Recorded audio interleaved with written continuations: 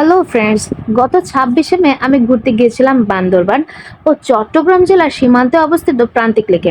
বান্দরবান জেলা সদর থেকে প্রায় 14 কিলোমিটার দূরে কেরানীরহাট বান্দরবান সড়কের হলুদিয়া এলাকায় অবস্থিত এই কৃত্রিম লেকটি সত্যি অসাধারণ সুন্দর।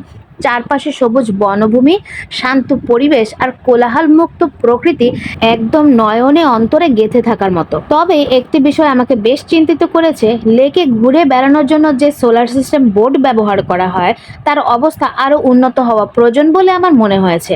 এই সোলার সিস্টেম বোটটি কিছু জায়গায় দড়ি দিয়ে বাঁধা, মেরামতের চিহ্ন দেখা গেছে, অথচ প্রতিদিন অসংখ্য পর্যটক এই বোটে ভ্রমণ করে।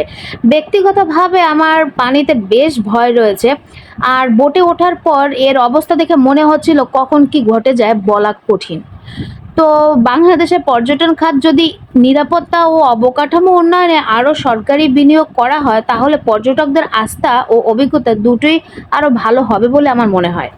প্রান্তিক লেকের সৌন্দর্য সত্যি মুগ্ধ করার মতো, তবে পর্যটকদের নিরাপত্তার বিষয়টি সমানভাবে গুরুত্ব পাওয়া উচিত বলে আমি মনে করি। আপনাদেরও কি আমার মতো একই মতামত? কমেন্টে জানাতে কিন্তু ভুলবেন না। বাই দ্য ওয়ে, আমরা কিন্তু লেকের থেকে বেশ সুন্দর সুন্দর শাপলা ফুলও তুলেছিলাম।